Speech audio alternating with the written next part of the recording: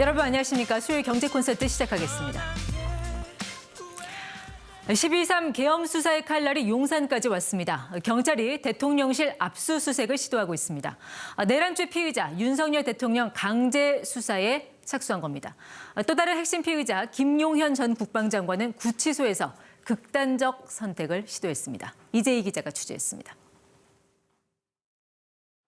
비상계엄 사태의 핵심 인물인 김용현 전 국방부 장관이 스스로 목숨을 끊으려 시도했습니다. 법무부는 어젯밤 서울 동부구치소에서 구속영장 심사 결과를 기다리던 김 전 장관이 자살을 기도하려는 것을 발견해 즉시 저지했다고 밝혔습니다. 통제실에서 근무자가 발견하고 바로 출동을 해서 도착을 하고 문을 여니까 바로 시도를 포기하고 나온 사례가 있었습니다. 건강엔 이상이 없는 것으로 알려진 가운데 검찰은 오늘 오후 김 전 장관을 구속 이후 처음 소환 조사했습니다. 내란 중요 임무 종사 등 혐의를 받는 김 전 장관에 대해 법원은 어제 자정쯤 구속영장을 발부했습니다. 법원은 범죄 혐의 소명 정도와 범죄의 중대성을 고려했다고 영장 발부 사유를 밝혔습니다. 김 전 장관과 윤 대통령의 내란 공모 정황과 당시 계엄군 국회 투입 등이 국헌문란을 목적으로 한 폭동이란 점을 법원이 처음으로 받아들인 건데 내란 윗선 수사에 더욱 힘이 실릴 전망입니다. 계엄 당시 윤 대통령이 계엄군 지휘부에 직접 지시를 했고 위헌적 포고령 작성에 관여했다는 진술이 나오는 등 윤 대통령을 내란 우두머리로 지목하는 정황이 쌓이는 상황. 윤 대통령에 대한 긴급 체포나 압수수색 등 강제 수사가 임박했다는 관측이 나옵니다. 검찰은 계엄군이 소속된 육군 특수전 사령부를 오늘 압수수색하는 등 수사에 속도를 내고 있습니다. KBS 뉴스 이재입니다. 이와 동시에 경찰은 군 합동참모본부 내로 압수수색 진입을 시도하고 있습니다. 합참 안에 있는 전 계엄사령부에 대한 압수수색을 시도 중입니다. 아직 들어가지는 못했고 경찰과 합참의 대치 상태가 이어지는 중입니다. 관련 속보는 들어오는 대로 다시 전해드리겠습니다. 이어서 이슈픽입니다. 대구에서 가장 크고 오래된 전통시장 서문시장입니다. 한복이나 이불 등 원단으로 유명한 시장이지만 이보다 더 핫한 게 있습니다. 전국이 입소문난 맛집의 성지로 떠오르며 웨이팅은 기본, 인증샷 필수입니다. 이 납작만두와 씨앗 호떡, 하지만 뭐니 해도 칼국수를 빼놓을 수 없습니다. 특히 이 칼국수와 수제비를 합친 일명 칼제비는 시장의 명물로 꼽힙니다. 상인만 2만 명인 이 거대 시장은 보수 정치인들이 철만 되면 힘 받으려, 또 기 받으려 순례하듯 찾는 곳입니다. 대통령 윤석열의 서문시장 행도 잦았고 또 남달랐습니다. 정치 입문 후 6차례 이곳을 찾았습니다.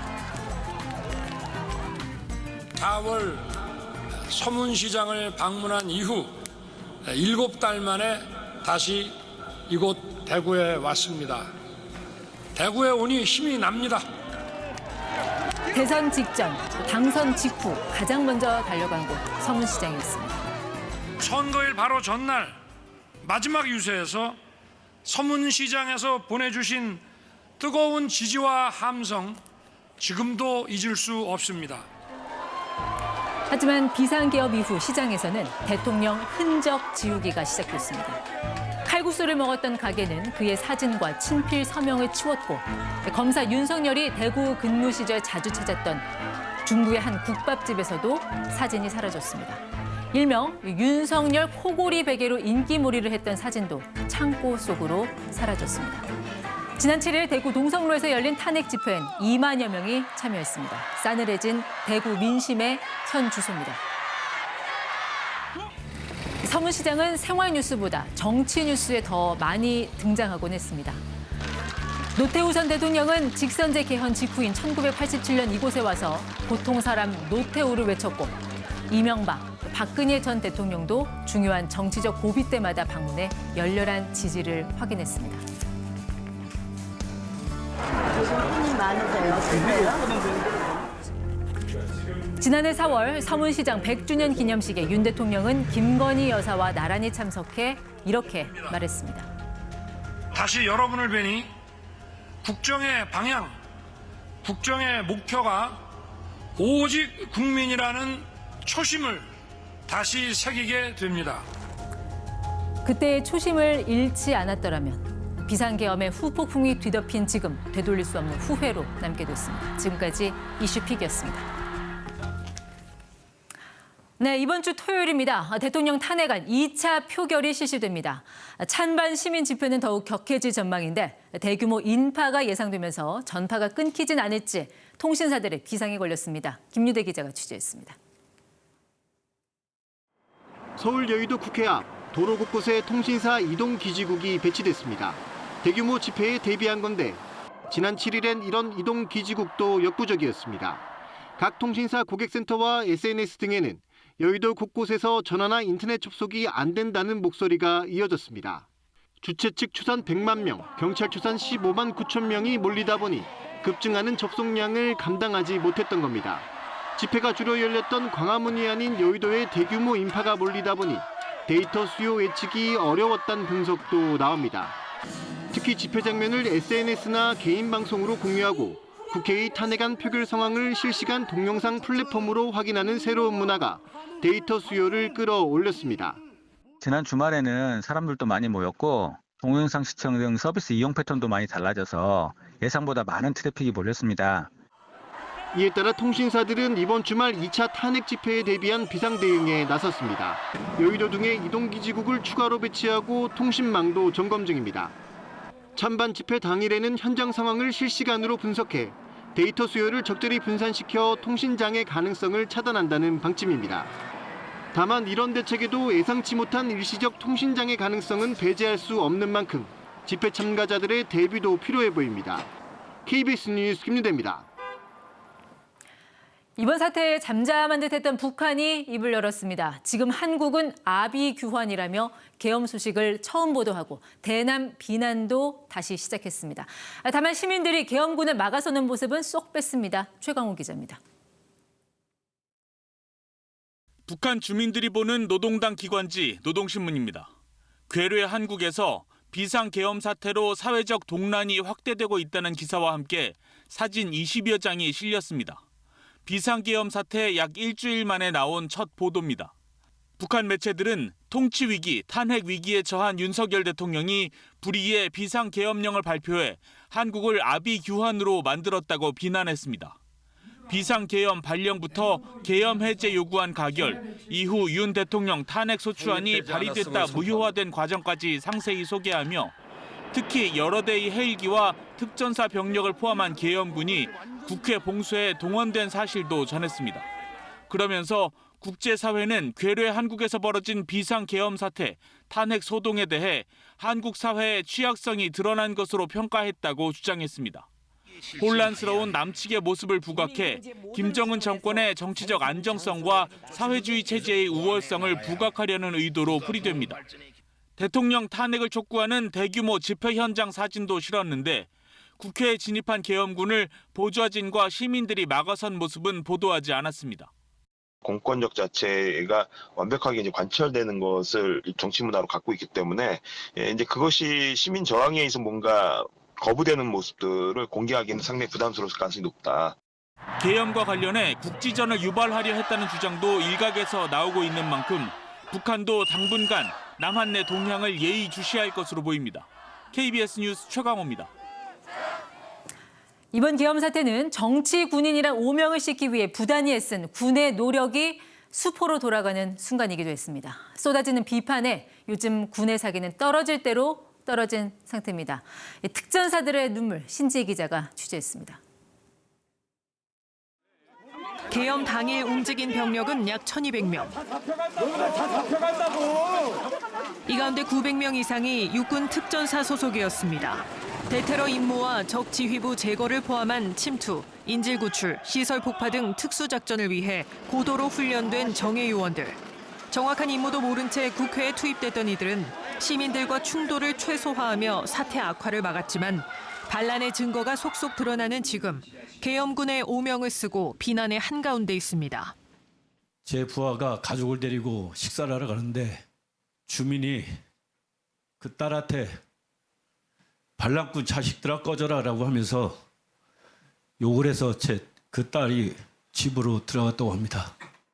나를 넘겨가며 열린 국방위에서 시종 눈물 짓던 현장 지휘관은 특전사는 화약을 메고 국가가 부여한 임무에 뛰어들어 순직하는 집단이라며 절절한 호소를 쏟아냈습니다. 잘 알았습니다. 누군가 불의 위치를 잘못 갖다 놓았을 뿐 그들은 뛰어들 준비가 되어 있는 전사들입니다. 그들에게 반란군 오명을 씌워주지 않았으면 좋겠습니다. 그들을 손을 잡아주시고 그들은 기필코 국가가 부여한 그 현장에 가서 목숨을 다 바쳐 죽을 것이고 군 출신 여당 의원들도 참담함을 감추지 못했습니다. 45년간 지켜져 오던 군의 정치적 중립의 전통은 물거품이 되었습니다. 정말 참담합니다. 군의 사기 저하와 함께 지도부 공백과 훈련 연기 등으로 인한 대비 태세 약화도 우려됩니다.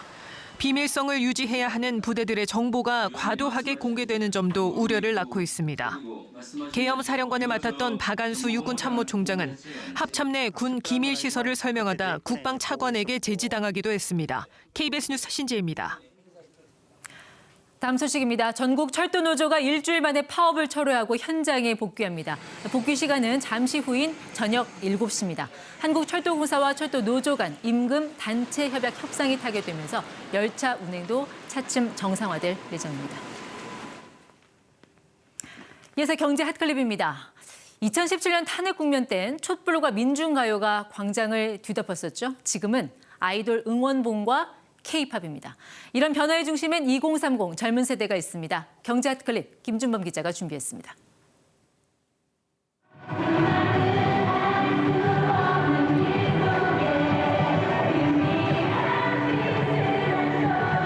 언뜻 보면 야외 콘서트 같기도 하죠. 걸그룹 소녀시대 다시 만난 세계가 계엄 규탄 집회에 등장한 이유, 절묘하게 어울리는 가사 덕분입니다. 가사를 소개해드리면 사랑해 널 이 느낌 이대로 그려왔던 헤매임의 끝 이 세상 속에서 반복되는 슬픔 이젠 안녕 수많은 소녀시대의 다만세는 일명 탄핵송 중에 하나가 됐습니다. 줄여서 플리라고도 하죠. 자주 듣는 곡을 모아놓는 플레이리스트에도 탄핵송 모음이 등장했습니다. 자, 이런 곡들이 대표적입니다.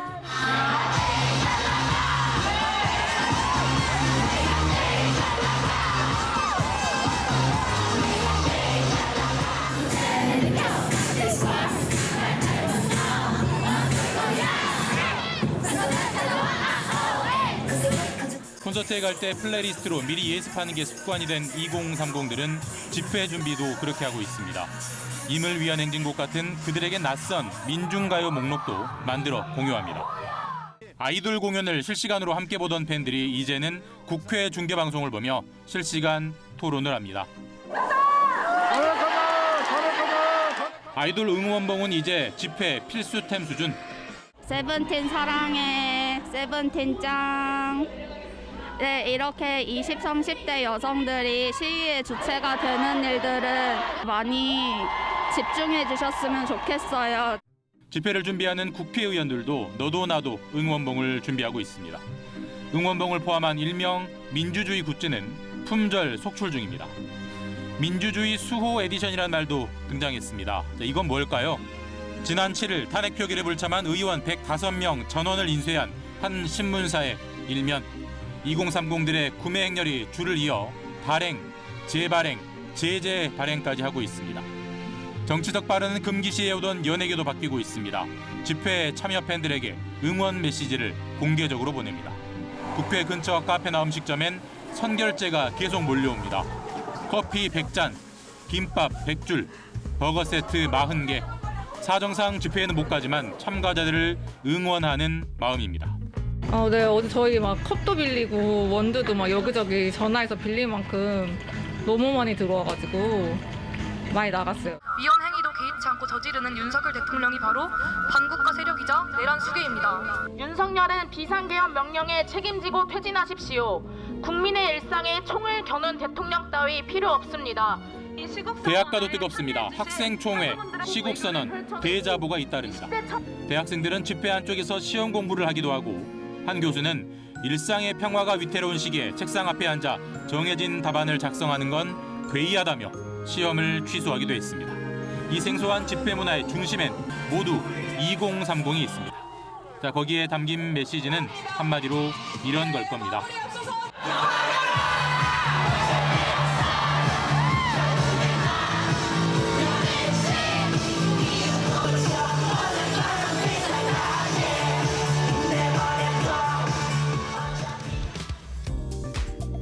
아시아나항공이 내일 대한항공의 자회사가 됩니다. 대한항공은 1조 5천억 원을 내고 아시아나 지분 64% 정도를 샀습니다. 경쟁자 없는 확실한 최대주주입니다. 1988년 아시아나항공이 설립된 지 38년 만에 지각 변동인데 대한항공과 아시아나 두 곳만 바뀌는 게 아닙니다. 총 5개 항공사가 영향받습니다.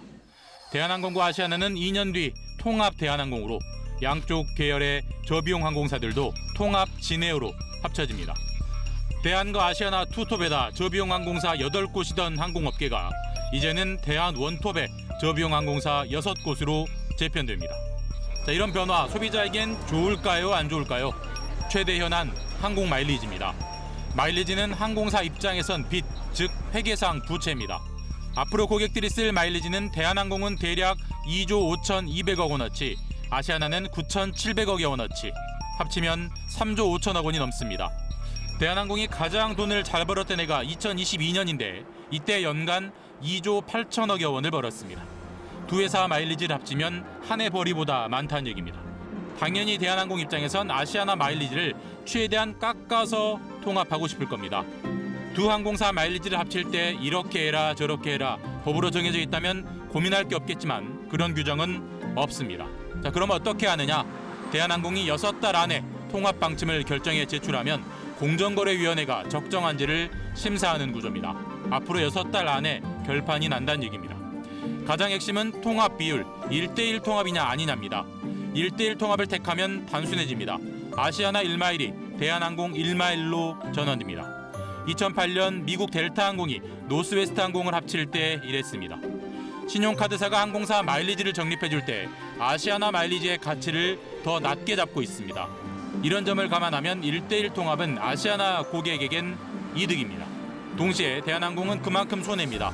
회계상 부채인 마일리지가 늘어나니 재무 상태가 나빠지고 주가에도 악영향이겠죠. 주주들이 반발할 확률도 있습니다. 1대1이 아닌 차등 통합을 택할 수도 있겠죠. 2016년 미국 알래스카 항공이 버진 아메리카 항공을 인수할 때 1대 1.3 비율을 적용했습니다. 신용카드사가 항공사에서 마일리지를 사올 때 대한항공 1마일은 대략 15원에 아시아나 1마일은 11원 정도를 쳐주고 있습니다. 세계에서 인구가 가장 많은 나라는 이 질문에 중국이라고 답했다간 아이들에게 창피당할 수 있습니다. 세계 인구 1위 인도입니다. 총 14억 5천여만 명. 지난해 중반쯤 중국을 2위로 밀어냈습니다. 더 놀라운 건 젊음입니다. 모든 인구를 나이 순으로 줄을 세웠을 때 딱 가운데인 중위 연령. 한국은 46살, 중국은 39살 정도인데 인도는 28살쯤입니다. 중국보다는 10살 정도, 한국보다는 20살 가깝게 젊습니다. 이러니 기업들이 탐을 안 낼 수가 없겠죠. 지난 10월 현대차 인도법인이 인도 주식시장에 상장했습니다. 4조 5천억여 원을 조달했고 그 돈을 인도 공장에 쏟아붓고 있는데 이번엔 LG전자가 뒤를 잇습니다. 현대차와 마찬가지로 인도법인을 인도 증시에 별도로 상장합니다. 지난 6일 상장 예비심사 청구서를 인도 당국에 냈습니다. 투자금을 얼마나 조달할진 미정이지만 외신에선 2조 6천억 원 정도로 봅니다. 현대차와 마찬가지로 인도 공장을 증설하는 데 쓸 것으로 보입니다. 인도의 냉장고 보급률은 38%, 세탁기는 17%, 에어컨은 8% 정도라고 합니다. 앞으로 이들 제품을 새로 장만할 집이 엄청나다는 얘긴데 어느 회사 제품을 먼저 살까요? 당연히 1등 제품부터 찾지 않겠습니까? LG가 1997년 인도에 현지 법인을 세웠는데 냉장고, 세탁기, 에어컨 등에서 점유율 1위를 지키고 있습니다. 인도의 가전제품 시장 규모는 2018년 15조 원 정도였지만 내년엔 30조 원 정도로 예상됩니다. LG전자가 인도의 진심인 이유입니다. 자, 여기까지는 반가운 얘기인데 한 가지 씁쓸한 대목도 있습니다. LG전자 인도법인이 상장되면 시가총액이 18조 원 정도로 예측됩니다. 코스피에 상장된 LG전자 본사의 시가총액은 14조 원 정도입니다. 자, 인도법인은 분명 본사 밑에 있는데 인도법인 하나가 본사 전체보다 기업 가치를 더 높게 인정받는 기이한 상황. 한국 코스피가 대체 얼마나 저평가돼 있는지를 상징적으로 보여주는 한 대목입니다. 지금까지 경제아클립이었습니다. 애플이 내년에 출시할 애플워치 신제품에 혈압 측정 기능이 탑재될 전망입니다. 혈압 모니터링 기능은 사용자의 혈압이 상승세를 그리면 사용자에게 경고 알림을 보내주고 심장 손상이나 사망에 이를 수 있는 고혈압 상태를 조기에 발견할 수 있도록 돕는 방식입니다. 다음 소식입니다. 자, 이 스톡홀름의 밤은 길고 짙습니다. 무려 18시간 동안 어둠이 내려앉는 도시. 그래서 햇빛 대신 수많은 조명이 불을 밝힙니다. 1년 중 단 한 번, 지금은 노벨 주간입니다. 이때의 조명은 더욱 특별합니다. 스톡홀름 시청 외벽을 가득 메운 미디어 파사드. 올해 노벨 문학상 수상자인 한강 작가도 여기에 등장합니다. 이 작가의 사진과 함께 작품, 흰에 수록된 문장이 스톡홀름의 밤을 수놓고 있습니다. Dear Hangang, may I now please ask you to step forward? 노벨상을 상징하는 블루 카펫에 한강이 섰습니다. 우리 시간으로 지난 자정, 스톡홀름 콘서트장에서 열린 노벨상 시상식에서 울려 퍼진 자랑스런 그 이름. 한강은 미소를 띠며 국왕과 악수하고 청중에게 인사했습니다. 아시아 여성이 노벨 문학상을 받은 건 이번이 처음입니다. 한강의 작품 속 인물들은 상처받고 연약하지만 앞으로 나아갈 수 있는 힘을 지녔다. 시상에 앞서 스웨덴 할리먼이 소개한 작가 한강의 세계입니다.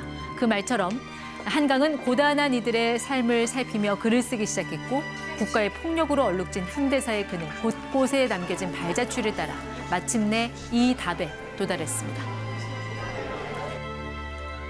Just as inevitably, the work of reading and writing literature stands in opposition to all acts that destroy life. 네, 이번 한강의 노벨상 수상은 국내 작가들뿐 아니라 번역가들에게도 큰 희망이 됐습니다. 국내 독자들이 느꼈던 문학의 감동을 해외 독자들에게 그대로 전할 수 있는 전달자가 얼마나 중요한지 모두가 느꼈기 때문입니다. K문학계에 던져진 새로운 과제, 이화진 기자가 취재했습니다. 저는 학교의 강의입니다. 저는 학교의 강의입니다. 넓은 강의실에 빼곡하게 찬 학생들 앞에서 유창한 한국어로 한글을 가르치는 안드레아 교수. 이탈리아의 한국 문학을 처음으로 알린 1세대 번역가입니다. 황석영, 김영하, 이문열 작가 작품 등 번역한 주요 책만 수십여 권. 이탈리아인을 위한 한국어 사전까지 직접 집필했습니다. 낯섦 속에서 굉장히 이제 정서적으로 강렬하게 와닿는 그런 요소들이 많아가지고 옛날부터 이제 그 문학을 좋아하게 됐고요. 그리고 번역하는 그 작업 자체가 저한테 잘 맞더라고요. 독학으로 한국어를 공부한 안드레아 교수는 한국과 이탈리아 정부로부터 문학 공로상을 받았습니다. 일단은 번역을 따로 배울 수 있는 그런 과정이 없었고요. 지금도 별로 없지만 그때는 거의 없었거든요. 안드레아 교수 같은 전문 원어민 번역인의 양성은 한국 문학의 세계화와 밀접하게 관련돼 있습니다. 지금까지 국내 작가들이 받은 해외 문학상 가운데 절반가량이 해외 출간이 급증한 최근 4년간 집중됐습니다. 해외 독자들도 더욱 전문적인 번역서를 기대하고 있습니다.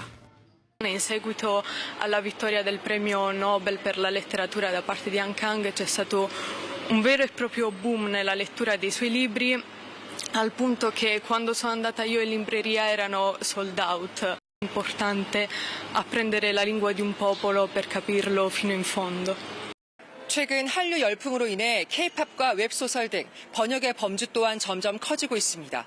전문가들은 한국 문화에 특화된 전문 번역인을 양성할 수 있는 교육기관이 필요한 때라고 조언하고 있습니다. 나폴리에서 KBS 뉴스 이화진입니다. 수요일 경제 콘서트 마치겠습니다. 고맙습니다.